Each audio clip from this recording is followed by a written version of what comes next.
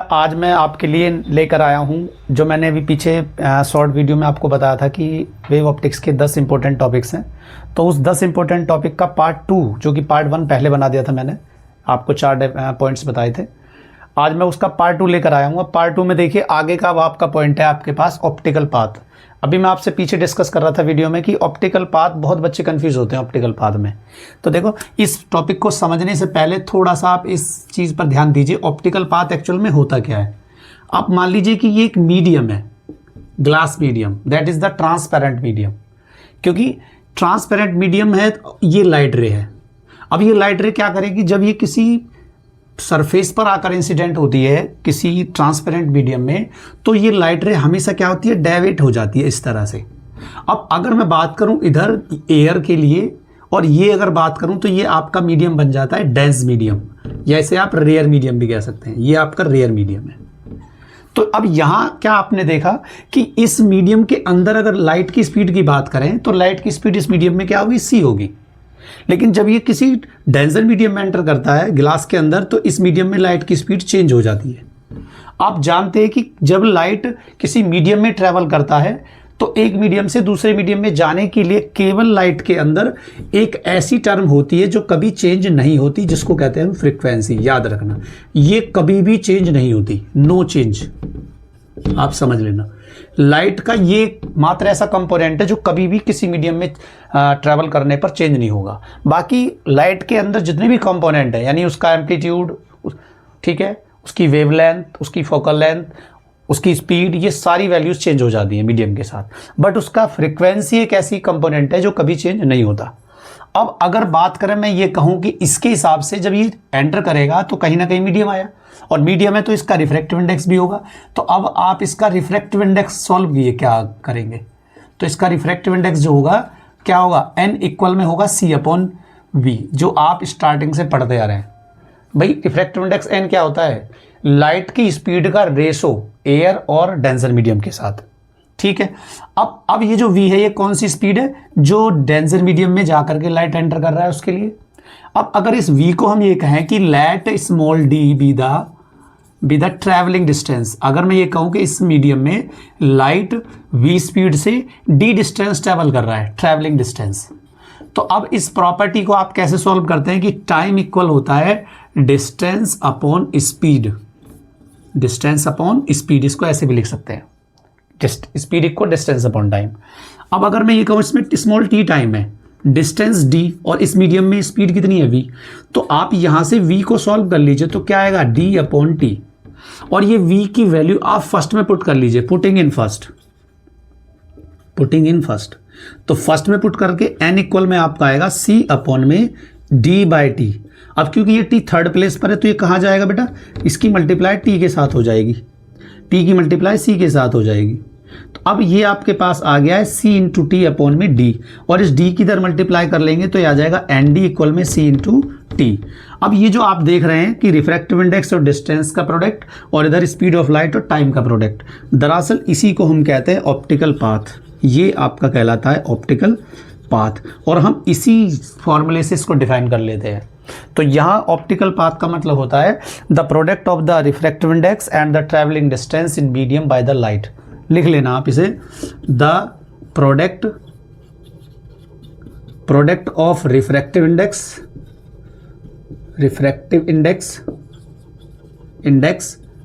And travelling distance in medium,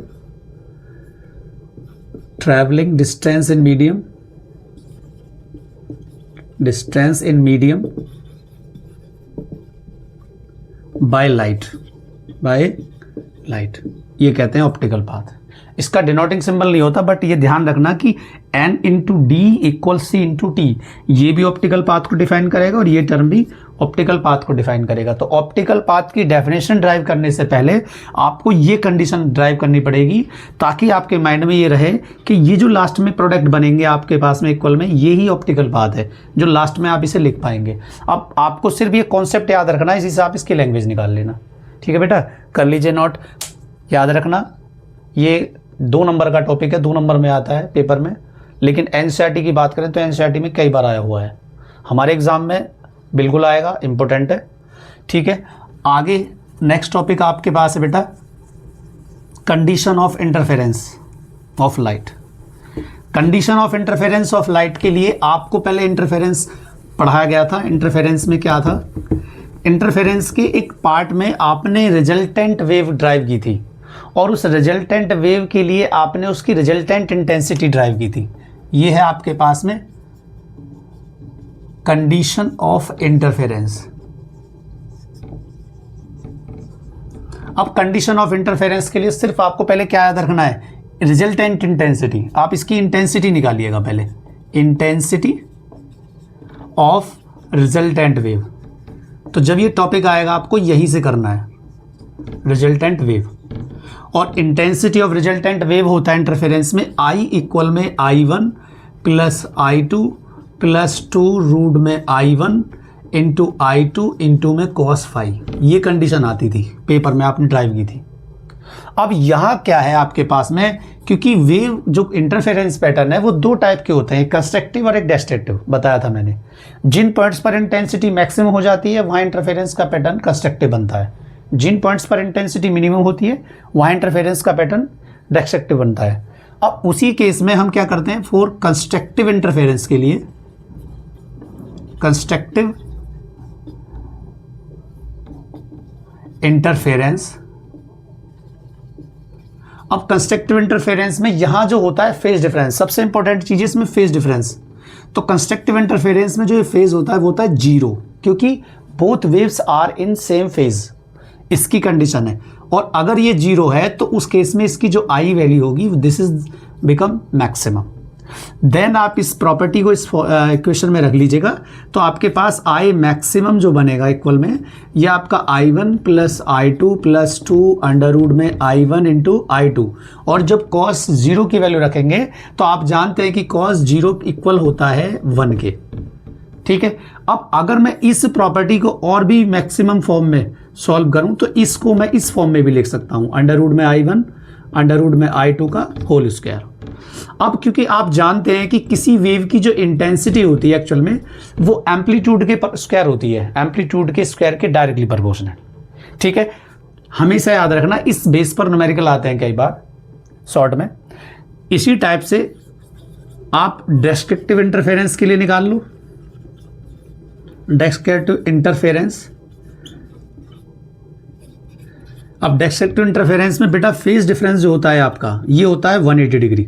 यानी जो wave होती है डिस्ट्रक्टिव कब करेगी, जब बिल्कुल एक दूसरे से अपोजिट डायरेक्शन में ट्रैवल करे, एक इधर एक इधर, यानी उनके बीच का जो फेज डिफरेंस है वो कितना होगा, 180। और 180 होने पर हमेशा ऐसा होता है कि उनकी जो इंटेंसिटी होती है उस केस में कम से कम हो जाती है। तो यहाँ आप इन इक्वेशन को दोबारा से रिपीट कर लीजिए और इसी इक्वेशन में ये वैल्यूज रख लीजिए। तो आई मिनिमम इक्वल में आपका होगा I1 plus I2 plus 2 root में I1 I2 और cos -1, क्योंकि cos 180 की वैल्यू -1 होगी। तो हम इस इक्वेशन को दोबारा से लिख सकते हैं, I1 plus I2 minus 2 root में I1 इंटू I2, और फिर ये दोबारा से प्रॉपर्टी बन जाएगी I1 माइनस I2 का होल स्क्वायर वाली। तो आप दोबारा इसको कंपेयर कर सकते हैं। और अगर हम इनका रेशो निकालें, दो वेव का मैक्सिमम और मिनिमम के साथ रेशो, तो ये रेशो आपको सॉल्व होगा I मैक्सिमा अपॉन में I मिनिमा और इक्वल में अंडर रूट में I1 प्लस I2 का होल स्क्वायर और अपॉन में अंडर रूट में I1 माइनस I2 का होल स्क्वायर। तो अगर वेव का, देखो बेटा ये न्यूमेरिकल प्रॉब्लम में आता है क्वेश्चन, अगर रेशो निकालना होगा तो ऐसे निकाल लेंगे। और हम फिर इस प्रॉपर्टी से ये जो एम्पलीट्यूड वाली कंडीशन अप्लाई की थी इसको भी यहाँ अप्लाई करके हम इसका एम्पलीट्यूड के साथ भी रिलेशन बना देंगे, ठीक है। अब आगे जो आपका नेक्स्ट टॉपिक है, टॉपिक नंबर 7 आपका, ये है आपके पास laws of photoelectric emission. Laws of photoelectric emission में आपको सिर्फ मेनली दो कंडीशन याद रखनी है, लॉज ऑफ फोटोइलेक्ट्रिक एमिशन। आपको सिर्फ दो कंडीशन याद रखनी है, सरफेस पर आने वाला लाइट जो इंसिडेंट है और इस इंसिडेंट लाइट के लिए दो टर्म कॉमन होती है, एक तो इसके अंदर होती है फ्रीक्वेंसी और दूसरा होती है इसके अंदर इंटेंसिटी। समझना आप बात को। अब जो इंटेंसिटी और फ्रीक्वेंसी है इस सरफेस के अंदर इलेक्ट्रॉन्स पर कैसे डिपेंड करती है, ये इलेक्ट्रॉन्स है इस सरफेस पर। अब जब इस सरफेस से आने वाला लाइट इस तरह से जाएगा तो ये इलेक्ट्रॉन क्या होंगे, बाहर निकलेंगे, और जैसे ये बाहर निकलेंगे बन जाएंगे फोटो इलेक्ट्रॉन्स। अब ये जो फोटो इलेक्ट्रॉन है बाहर निकलने के लिए इनको क्या चाहिए, काइनेटिक एनर्जी, और दूसरा कितनी ज़्यादा मात्रा में निकलेंगे या पर सेकंड कितने निकलेंगे। तो इसके अंदर दो चीज़ें होंगी कि वो पर सेकंड कितने एमिशन से जाएंगे, और सेकंडली कि उन इलेक्ट्रॉन्स की काइनेटिक एनर्जी कितनी होगी। तो यहाँ आपको याद रखना है कि जो फोटो इलेक्ट्रिक इफेक्ट की जो फ्रिक्वेंसी है, यानी आप लिख सकते हैं फ्रिक्वेंसी ऑफ इंसिडेंट लाइट या रेडिएशन डिपेंड्स अपॉन, किसके लिए बनी है, इस इलेक्ट्रॉन, इस सरफेस से निकलने वाले इलेक्ट्रॉन की काइनेटिक एनर्जी के लिए। तो आप लिख सकते हैं kinetic energy of photo electron. Photo electron यानी फोटो इलेक्ट्रॉन की काइनेटिक एनर्जी किस पे डिपेंड करेगी, फ्रीक्वेंसी पर। दूसरी प्रॉपर्टी में इसके अंदर जो रेट ऑफ एमिशन है, यानी आप इसका पढ़ लीजिए rate of emission. Rate of emission का मतलब है कि पर सेकंड इससे कितने इलेक्ट्रॉन्स निकल रहे हैं, और वो किस पे डिपेंड करेगा, only the intensity, only the intensity of incident light, only the intensity of incident light या रेडिएशन बोल सकते हैं आप इसे, एक ही बात है। ठीक है, तो आपको मेनली क्या करना है, दो कंडीशन याद रखनी है। फ्रीक्वेंसी, आने वाले लाइट की फ्रीक्वेंसी हमेशा निकलने वाले इलेक्ट्रॉन की काइनेटिक एनर्जी पर बेस्ड है, या आप इसे ऐसा भी पढ़ सकते हैं कि निकलने वाले फोटो इलेक्ट्रॉन की काइनेटिक एनर्जी आने वाले लाइट की फ्रीक्वेंसी पर डिपेंड करती है। दूसरा, पर सेकंड कितने इलेक्ट्रॉन्स निकल रहे हैं, उनका रेट ऑफ एमिशन क्या है, वो आने वाले लाइट की इंटेंसिटी पे डिपेंड करता है। अब इसके जो आगे के नेक्स्ट पॉइंट आप बना सकते हैं इसके लिए कि इस पर अगर हम रेट ऑफ एमिशन की बात करें तो रेट ऑफ एमिशन जो होगा आपका वो किस पे डिपेंड नहीं करेगा, नो डिपेंड, किस पे नहीं करेगा, अब फ्रीक्वेंसी पे। अब इसका एक अपोजिट पॉइंट यहां से तैयार कर लीजिए, ठीक है, तो फ्रीक्वेंसी पे डिपेंड नहीं करेगा। और तीसरा चौथा पॉइंट बना सकते हैं आप कि जो काइनेटिक एनर्जी है, काइनेटिक एनर्जी है, अब वो किस पे डिपेंड नहीं करेगी, इंटेंसिटी पर, ये इंटेंसिटी पे डिपेंड नहीं करेगी। तो आपको मेनली दो पॉइंट याद रखने हैं, निकलने वाले इलेक्ट्रॉन की काइनेटिक एनर्जी फ्रीक्वेंसी पे डिपेंड करेगी, और निकलने वाले इलेक्ट्रॉन्स का रेट ऑफ एमिशन इंटेंसिटी पे डिपेंड करेगा। दूसरे अपोजिट पॉइंट के रेट ऑफ एमिशन फ्रीक्वेंसी पे डिपेंड नहीं करता, और काइनेटिक एनर्जी इंटेंसिटी पे डिपेंड नहीं करती। तो लॉज 2 नंबर का क्वेश्चन है, आपको ये 4 पॉइंट लिखने होते हैं, बड़े आसान से समझ लेना एक बार, ठीक है। आगे के टॉपिक बनाऊंगा नेक्स्ट वीडियो में, तब तक के लिए मुझे देखते रहिए और कमेंट करिए, और सब्सक्राइब तो बिल्कुल ज़रूर कर लिया करो ताकि आपकी वीडियो, मेरी वीडियो सारी आप तक पहुंचती रहे। Thank you for watching.